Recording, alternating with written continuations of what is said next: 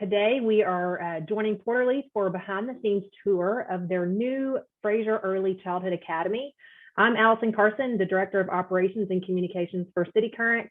We also have Andrew Bartolotta. He's our Digital Media Director. As I said, we are live on Facebook, so if you are on Facebook, if you'd like to hop on and share that to your friends and followers, please feel free to do so. We're really excited about this new facility, so we want as many people to see it as possible. We're going to go through a short tour, and then after the tour, we're going to be joined by Karen Harrell, the Senior Vice President of Early Childhood Services, and Rob Hughes, Vice President of Development. And they're going to go through some upcoming events and cool things that are happening with Porter-Leath. But for now, we're going to go ahead and get started with the tour. It's going to be led by Angela Meekins, the event manager. So take it away.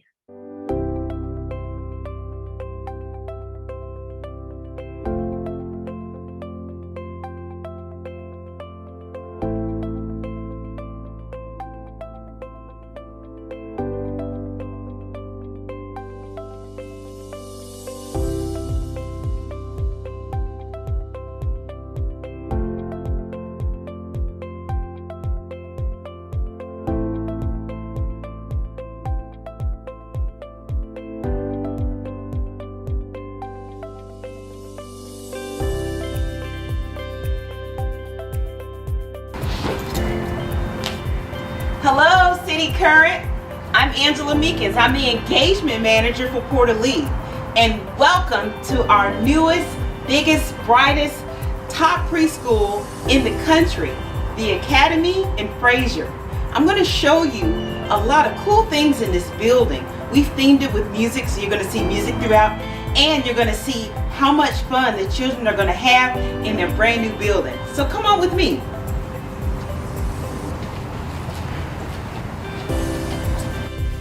So we've made it inside. This is our brand new preschool, the Academy in Frayser. So there are three unique parts to the Academy in Frayser. One, of course, is the preschool. We have our early Head Start division on this side of the building, which serves birth to 3-year-old children. We also have our Head Start side, and we're going to go down that hallway as well. It serves 4 to 5-year-olds. But also, there's a unique program, unique to the Mid-South and this region, where any early childhood educator in the country can come and learn best practices. And that program is called the Teachers Excellence Program. And you're going to see how we utilize that program in this building as well. So come along with me on this journey. We've made it to the early Head Start wing here at the Academy in Frayser. And we love music, right? Music is the theme. So as you can see on the floor, those are the wavelengths of the music. And those wavelengths of music will guide the children to their classroom. Let's go take a look at one of their classrooms. Now in this school, we will have 48 early Head Start children. And again, that's birth to 3, and they're going to be able to enjoy their classrooms just like this one. Come on. This is an early Head Start classroom. And if you can look and see how small scale things are, because we've designed everything with them in mind. The small chairs here, small easels for their art section.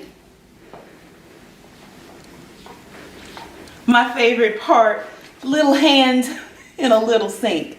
Everything is designed for them to be independent and to learn and to grow in their early Head Start space. So in this particular classroom, as you look around, you're going to see that everything is designed for them to have self-play. Everything is self-driven. So when a teacher is in the classroom and the curriculum might be for them to learn the color blue today, well, the child maybe want to play over here with the blocks. And the teacher may say, well, which block is blue? And he'll point to that one. Well, the teacher got her lesson in, but the child got their playtime in as well. And here's my favorite section, just a little bias. The book section. Our children, they love to read and they love to explore and they love to have their imagination. So this is a great space for them to come in, sit down on a pillow, cuddle up with a friend, and get one of their favorite books. Now, what if they want to go outside and play, right? Get some of those gross motor skills in, balls back and forth, swing time. Well, guess what? They can leave their classroom and walk right outside to their playground. Isn't this amazing? They have their slide, lots of things to play, but also we make sure that safety is in mind. So the gates are designed to keep them safe, but also where they can still see outside and explore and just have fun. So, you know, from classroom to classroom, the children can go inside and outside to their playgrounds. But what if it's raining? Or what if they just want to explore and do some things outside of the classroom? Well, we've built this space right here for them to do just that. As you can see, our wavelength musical stage, because everything is about music in our music academy in Frayser, where they can come out, have classroom outside of the classroom, explore, play, just have fun. And probably 9 times out of 10 in the hallway, they like to bowl. So if it's raining and you're volunteering that day, bring your bowling shoes. Here's another important feature for any preschool to have: the laundry room. So not only if the children need their clothes cleaned, we have our washing facility right here to do that, but we also have a place to sanitize and keep our toys clean, to make sure everything is clean and healthy and safe for our babies.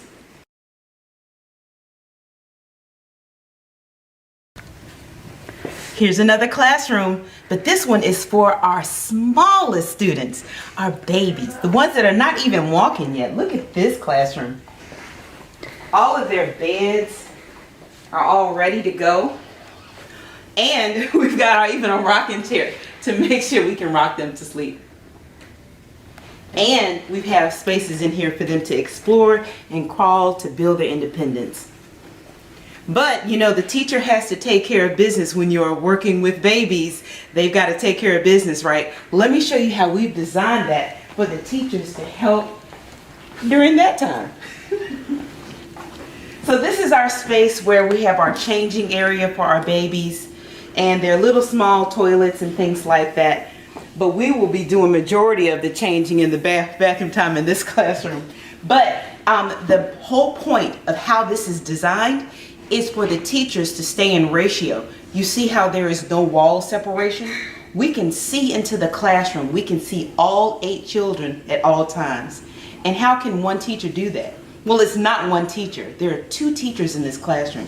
2 teachers that have bachelor's degrees. And also, if we're lucky, it might be one of you in the classroom with them, a volunteer. We love volunteers to come and help in our classrooms here at our early Head Start. Well, I hope you enjoyed looking at this wing. And I did say we have another set of children as well, right? The Head Start children, ages 4 and 5. Let's go down to their hallway and see how they have fun in their classrooms. We've made it to our second wing, which is our Head Start wing. Notice we still have the wavelengths, but they're a different color. On the early Head Start side, it was blue, which represents trust. The yellow side represents optimism and happiness. And we hope there's a lot of trust, optimism, and happiness in this building, right? Yellow always means happy to me. And I love the classrooms. Now, I want you to notice that the lights are off. But when I go in, the lights are going to come on, because not only are we going to have happiness and optimism, we're going to save money with this cost-efficient lighting. Watch this. You remember the clapper? So this is our classroom for our Head Start children. And as you can see, this classroom is way bigger than the early Head Start classroom, because this classroom serves 20 children versus 8 children in our early Head Start classroom. So let's take a look around and see what we have here. We have their individual cubby holes for 20 children to put their personal items in, their coats and their arts and crafts that they make for their parents at the end of the day. And the difference in an early Head Start classroom is that they have sections that they have playtime in. So they have the home area with the kitchen where they learn how to socialize in a home environment. They have a building section, so we have a lot of places where they can build and explore. They've got trucks, foam building blocks.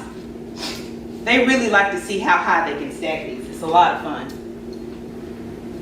We have our big circle time area where all 20 children can be here with their two teachers and learn their colors of the day, their letters of the day, and what the curriculum is for that week. So it could be vehicles.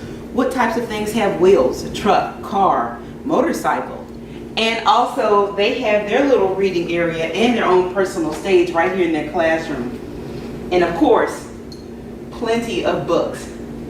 But just like the early Head Start side, our Head Start children have everything accessible to them. Just like, once again, little hands, little sink. And they also have their bathrooms as well, with sinks their size and their bathrooms, all to make sure that we have them knowing how to be independent from day one. And of course, just like the early Head Start side, they can go right out to the playground.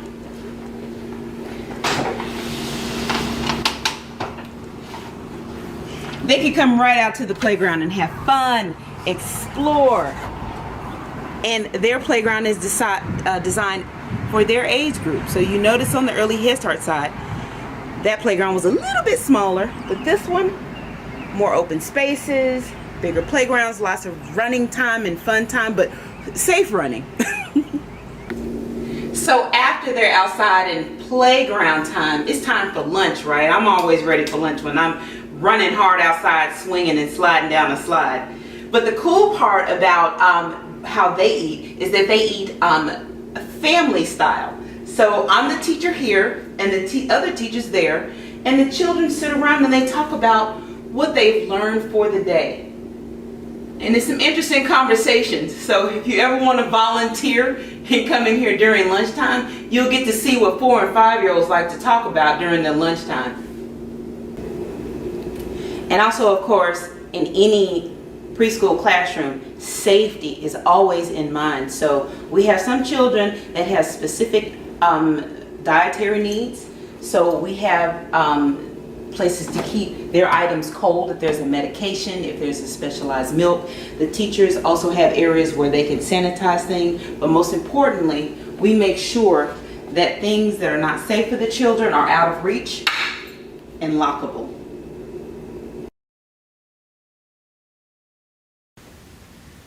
So just like the early Head Start side, we have places where they can have classroom outside the classroom. So if you look right here, what is this? It's another stage, right? This is the Head Start side stage. And we also make sure that the spaces in this building are wide. So you'll notice that the hallways are really wide. Why are they wide? Because we have 16 classrooms total in the Academy of Frayser. 16 classrooms. How many children is that? That's 200 Head Start children and 48 early Head Start children. That's a lot of children to have fun with, and we make sure that they have open spaces to play, open spaces to learn, to read, to do everything, including rocking out on the stage if they want to, right in the hallway.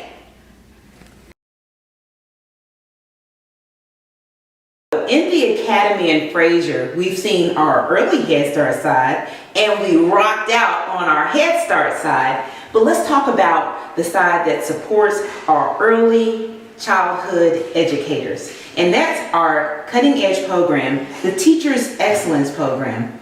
This program was started 4 years ago at our very first academy in South Memphis.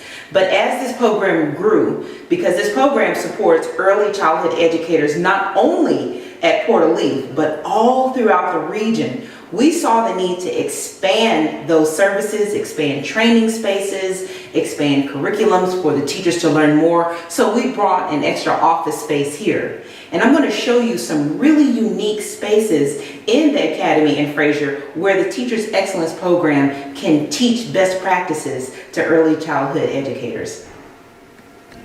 With our Teachers Excellence Program, we have something very unique in both of our academies that you won't see in any other preschool in this region. This is called our observation room. This is where early childhood educators learn best practices. But you know how at a medical school, when there are medical students where they can observe a surgery and a doctor performing that surgery? Well, this is the same setup, except it's for early childhood educators.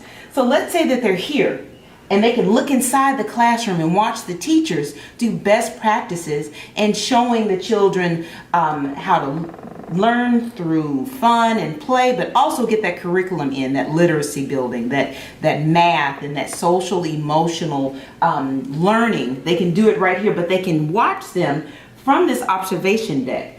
The early childhood educator will sit with an instructional coach, and they will be able to hear the audio of the classroom, and also there will be recorded visuals so they can rewind just like a football game, watch the replay to see that teacher score with that child who just learned the letter A or the letter B, and they can bring it back to their classrooms or their family day homes or their daycares where they want to incorporate a really good curriculum. And that's the best part about the Teachers Excellence Program. We are hands-on, it's practice-based coaching, and this is one of the spaces that allows us to do just that. Another cool space that we use for the Teachers Excellence Program are our training rooms. Yes, I said training rooms. Right now I know you can see that it's one big training room, but we can have multiple trainings by the use of our partition, and we pull it over, and on this side, in this training room, they can be learning best practices about incorporating literacy lessons into the classroom. And on this side, maybe they're teaching social emotional learning, where they're teaching the children how to breathe in and breathe out using tools in the classroom.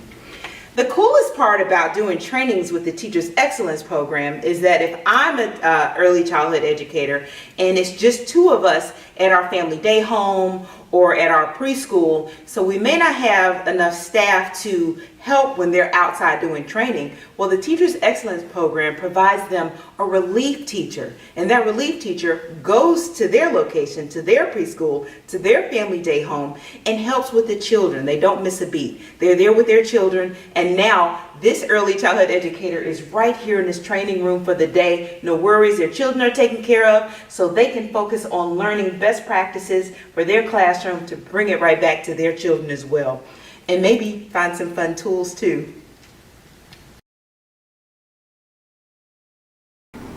Okay, we're going behind the scenes at the Academy in Frayser to learn about some of the support staff, right? Because you have the teachers, of course, at a preschool, but you have people that provide those support services, including the people in our amazing kitchen.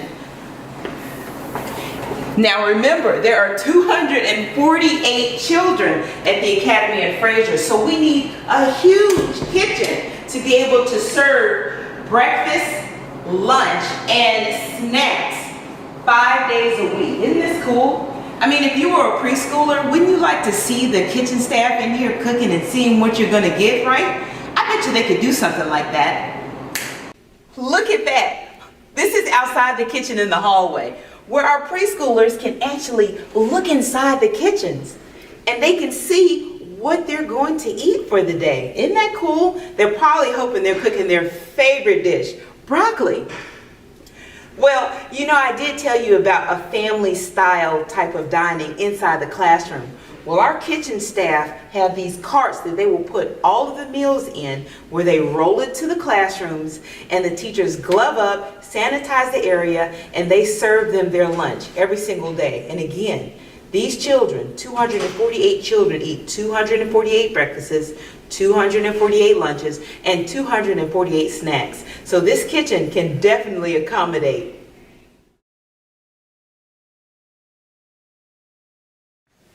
Another very important supporting staff member here at the Academy in Frayser are our family service workers, and their offices are right next to the classrooms. So if you can look inside here, the family service staff can look and observe all the different classrooms and things like that. And our family service workers are here to support our families. So if our families are having some challenges with finding work, or they need some help with getting their additional education, or just support with helping them become their child's first teacher, these family service workers are here to do just that. And also, the family service workers make sure that the parents have a space here in the Academy as well. Let's go take a look at that.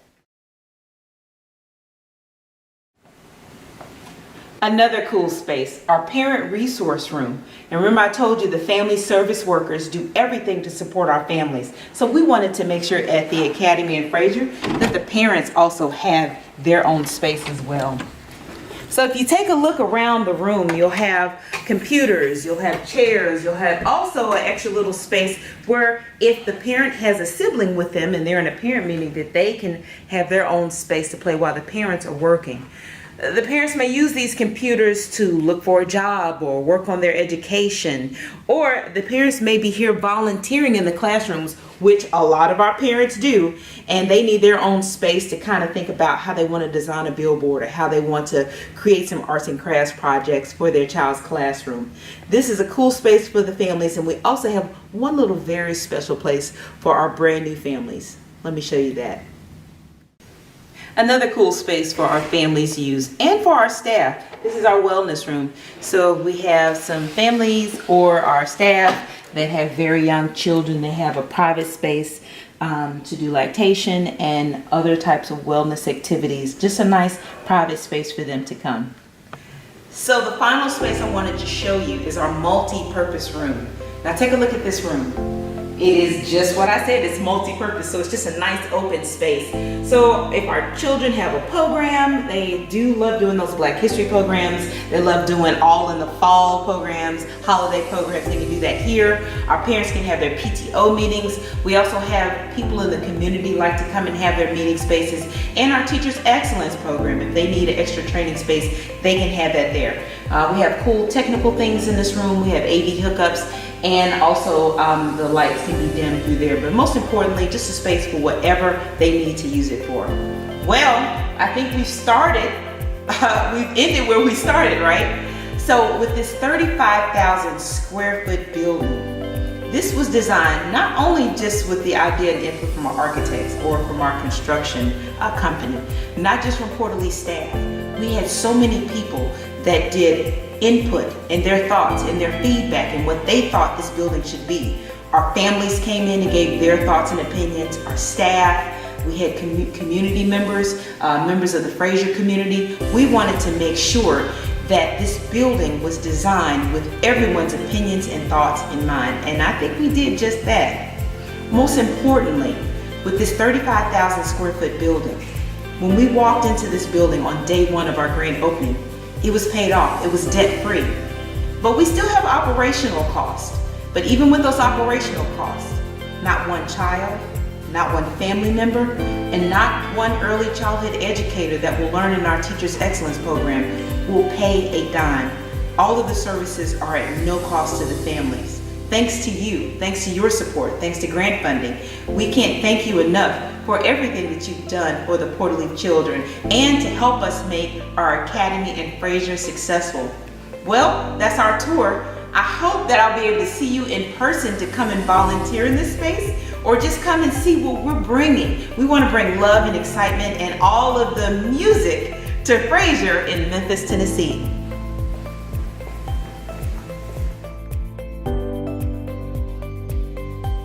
That was such an excellent tour. You guys did such a great job. I know you're so proud to have the building open. So we're joined now by Rob and Karen with Porter-Leath. And we want to have a few questions about the building. But before we jump into the building, for over 160 years, Porter-Leath has served children and families in our community. So tell us a little about the mission of Porter-Leath and what you are working to do in our community. This mission is empowering children and families to achieve a healthy, optimal, and independent lifestyle. Continue to serve thousands of children and families in Shelby County across all of our programs and initiatives, but really making sure that we can get children and families independent and successful going as early as possible across all of those programs, whether it's literacy and books from birth, preschool, as you just saw at our academy, or anywhere in between. We do a lot in Memphis and Shelby County. And for this building, what are some of the things you learned through other facilities that you've adapted? You know, obviously it's amazing to see the little windows so that the kids can see their meals being cooked and the little everything it's conducive for them. But what are some of the things you really sort of innovated to achieve in this building? Sure. I'd love to hear Karen's input on this. I know we've shared before, this is the second academy. We're building two more. Shameless plug, the one in Orange Mountain to be complete, hopefully the end of 2021.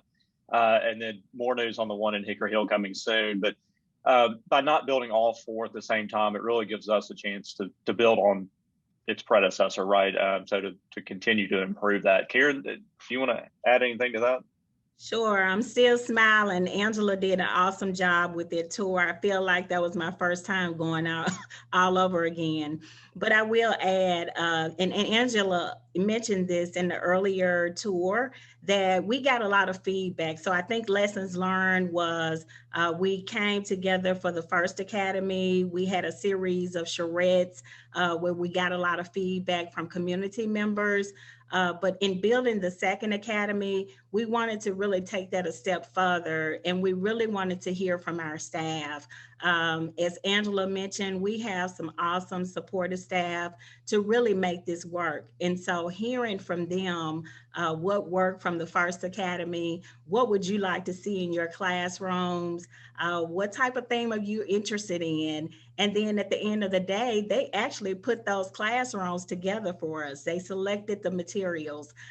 They identified the supplies that they wanted to use. So it's really about engagement, not only in the classroom with children, but engaging our staff members, our families, and the community to make sure it's just not about Porter-Leath. It's about the entire community. Well, it really is such an excellent space. And talking about excellence, Angela mentioned this, but give us an overview of the impact of the Teacher Excellence Program and the ripple effect being created through that. The Teacher Excellence Program is really amazing. Again, Angela talked about how we extend our reach to the community. One thing that we've consistently heard from our teachers over the years is we need more support. We need more support in social emotional development. We need more opportunities for training. And so we realized a few years ago that in order to do that, we had to identify a cutting edge solution to that. And that was the Teacher Excellence Program. And so our teachers receive what's identified as that side-by-side coaching. Head Start has a coaching model that the Teacher Excellence Program uses, which is the performance-based coaching, PBC coaching model. And so through that model, teachers are able to connect with their coaches and receive side-by-side coaching, individualized support. So if I need to know more about how do I communicate with Karen when she's having some challenging behaviors or when she's dysregulated, then that coach can sit there with me and provide those strategies that I need in order to be effective. And then that work is moved again beyond Porter-Leath.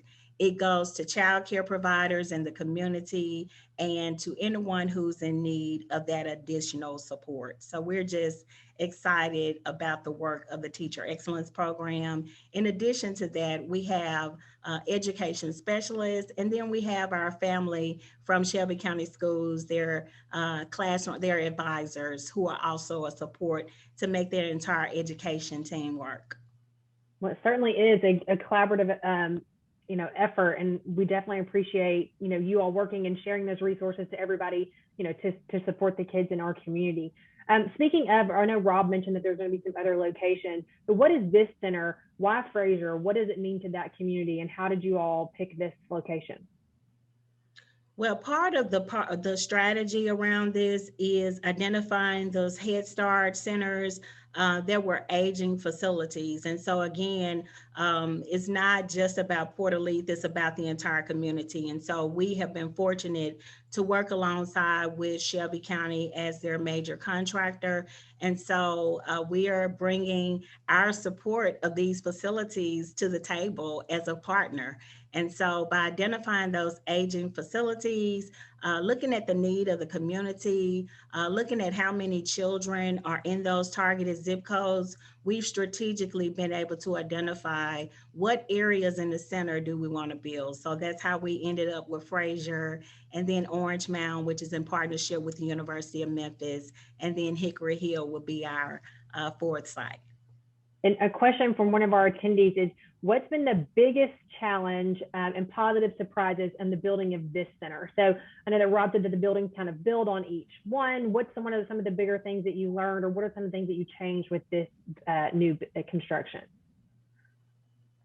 Well, I think one thing is you can never have enough space. I wish our VP of Facilities was on, because we've learned from each process of building that you can never have enough space. And so with this facility, we've been able to identify all of those great creative spaces like the parent room, making sure that in our next facility, we have even more space for parents. Angela showed us the observation bays.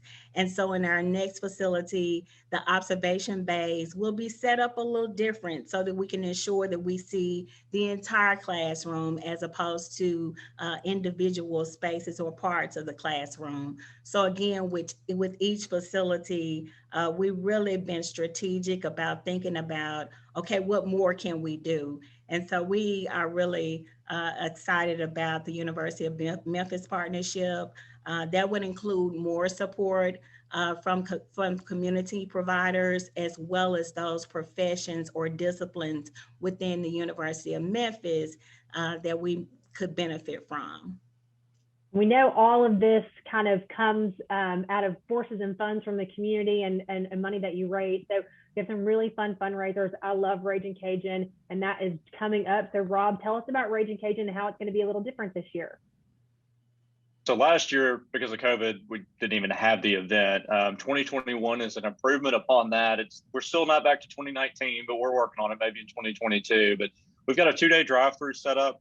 So we'll be at Minglewood this Saturday from noon to 5, and then we'll be out at Nalco and Cordova on Sunday from noon to 5. Pre-orders shut down today, so on Wednesday at midnight. So go ahead, if you really want some mud bugs, go ahead and reserve that. We'll have some for day of drive up as well, but it's a really great way to drive up, get some crawfish, support Porter-Leath, and go enjoy hopefully a nice weekend outside. Really impactful and helps fuel the programs that happen in our academies. I think to touch on the last question a little bit too, outside of our 4 walls, that's been really exciting is I know there's an article in the Daily Memphian about the impact in Frayser economically, and just to be a part of that is really exciting with some other developments going on there. And I'm sure other things will follow in Orange Mound and Hickory Hill as well. So a lot of community development going on as a whole in those areas, and we're really excited to be a part of that.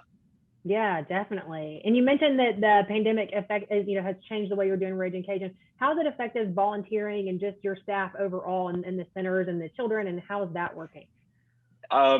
Definitely, like Karen touched on the staff and the children aspect as we continue to serve throughout COVID, making adjustments there. Volunteerism has been tough for us. Obviously, we can't have volunteers in our classrooms, but we've been creative.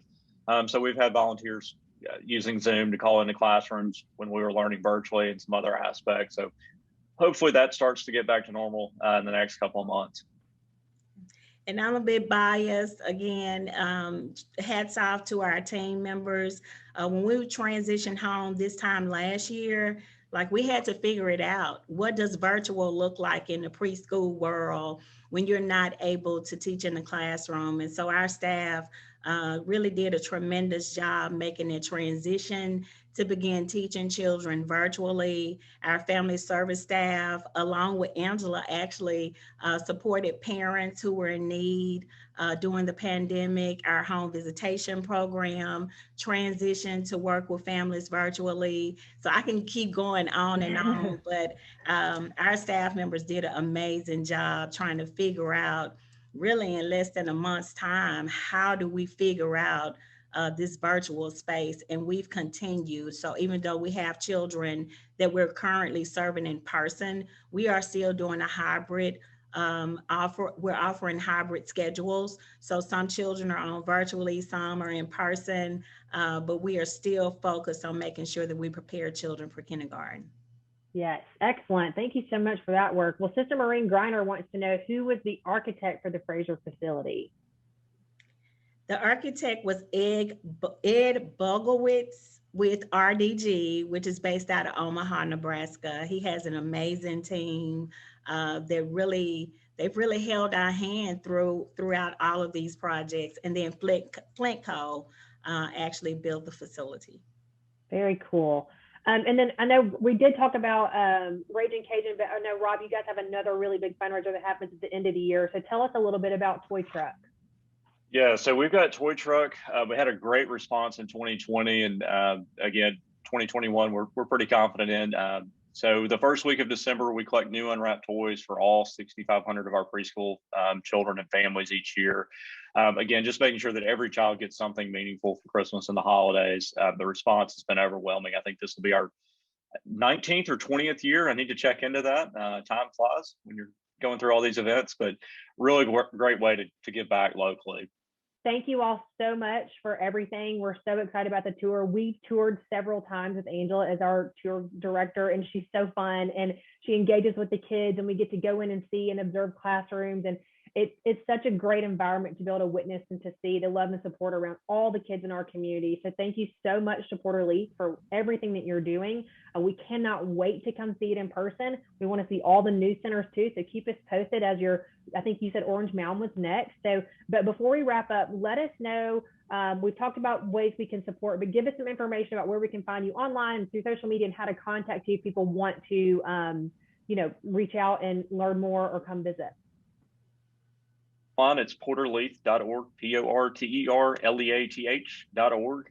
All of our social media stuff is linked there, but just search for Porter-Leath on any social media platform and you'll find us. We've got a pretty unique name. Thank you so much for having us and joining us this morning, and we will see you all soon. Thank you. Bye-bye. Bye-bye.